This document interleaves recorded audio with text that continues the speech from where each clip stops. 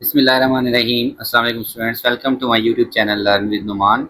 आज की इस वीडियो में हम अपने फिजिक्स सेकंड ईयर के फर्स्ट चैप्टर यानी कि जो 13 चैप्टर बनता है थर्मल फिजिक्स, उसका हम फोर्थ टॉपिक अपना देखेंगे जो कि है एवरेज ट्रांसलेशनल काइनेटिक एनर्जी, और इसका हम रिलेशन भी ड्राइव करेंगे।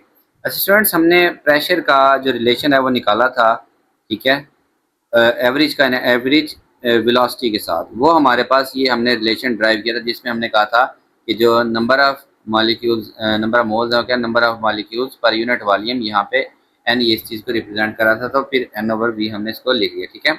अच्छा, अब हमें पता है ये पी वी किसके इक्वल होता है, आइडियल गैस लॉ के मुताबिक पी वी होता है एन आर टी के इक्वल, तो ये बन जाएगा एन ओवर 3 mv स्क्वायर, ठीक है। अब यहाँ पे हमें काफ़ी सारी जो है ना इसके अंदर चेंजिंग करनी पड़ेगी। हम इसके अंदर से स्टूडेंट्स अपनी ये जो है रूट मीन स्केयर वेलोसिटी ये भी निकाल सकते हैं, वी आर एम एस जिसको हम कहते हैं, ठीक है। उसके ऊपर हम स्केयर नहीं लगाएंगे।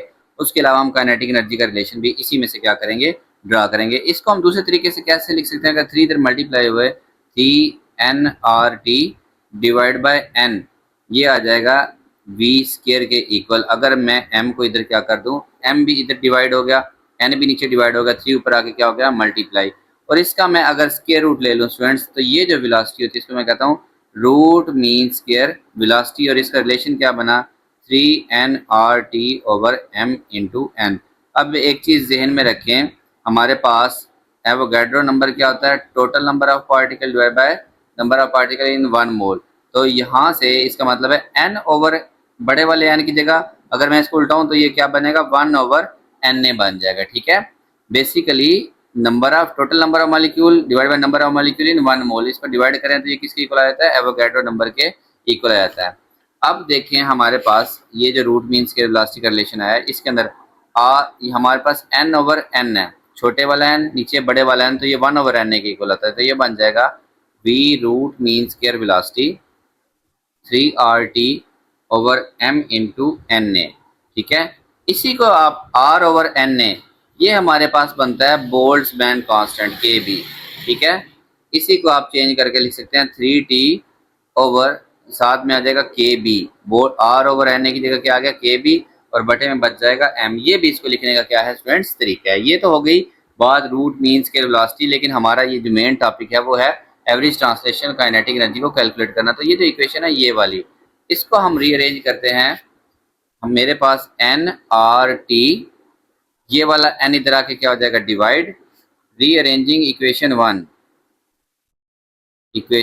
और इक्वेशन वन में यहीं पे लिख रहा हूँ, वो है N R T is equal to N over 3 m, और ये v का स्केयर, ठीक है। एम वी स्केयर मैं यहीं पे रहने देता हूँ, एम वी स्केयर यहीं पे रह गया, एन ओवर 3 है, ये क्या है, 3 इधर आके मल्टीप्लाई हो गया, और एन इधर आके क्या हो गया, डिवाइड हो गया, ये आ गया एम वी स्केयर, ठीक है स्टूडेंट्स। आप चाहे वी स्केयर लिखें चाहे इसको एवरेज वेलोसिटी लिख लें, वो कोई इशू नहीं है।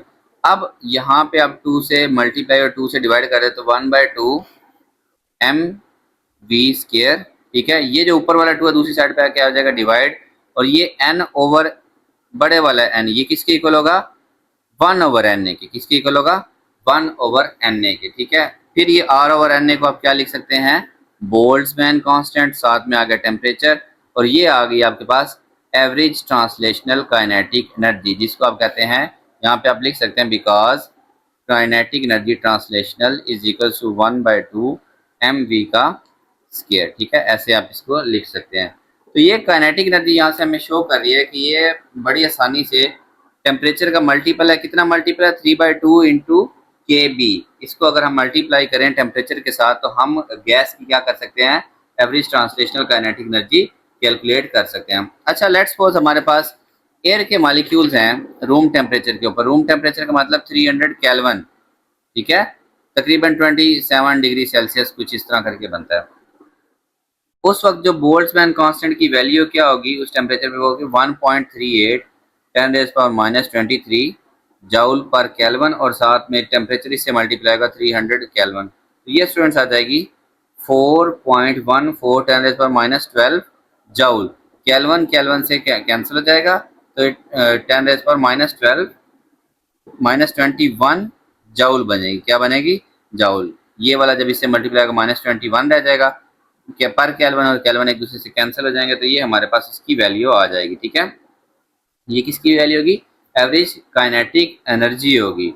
अब हम इसी को इलेक्ट्रॉन वोल्ट के अंदर भी कैलकुलेट कर सकते हैं। ठीक है, बोल्ट्जमैन कांस्टेंट की इलेक्ट्रॉन वोल्ट के अंदर वैल्यू क्या होगी? वो होगी 8.62 10⁻⁻5 इलेक्ट्रॉन वोल्ट पर केल्विन। ठीक है, रूम टेम्परेचर वैल्यू इस पूरे फैक्टर की KBT की पूरी वैल्यू क्या बनेगी?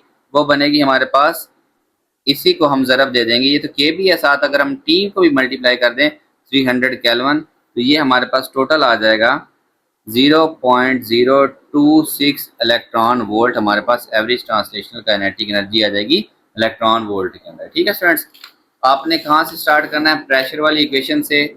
अगर दरमियान में अपने वी स्केयर को अलग करके रूट मीन स्केयर वेलोसिटी बतानी है, फिर 2 से मल्टीप्लाई डिवाइड करके 1/2 mv स्केयर आपने काइनेटिक एनर्जी का रिलेशन निकालना है, फिर ये नीचे ये वाला बता देना है। ठीक है, रूम टेम्परेचर के ऊपर गैस मालिक्यूल्स के लिए। डेली लाइफ में अगर आप देखें ना, इसकी दो एग्जांपल्स हमारे पास बनती हैं।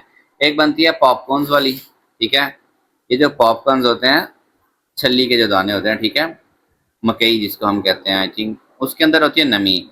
जब हम उसको हीट करते हैं तो उसके अंदर जो मॉइस्चर है वो एक्सपेंड होता है। ठीक है, काइनेटिक एनर्जी बढ़ती है, वो एक्सपेंड होते हैं, तो वो इसके कोर को फाड़ के जो इसके अंदर से जेलेटिन या स्टार्च होता है वो रिलीज होता है।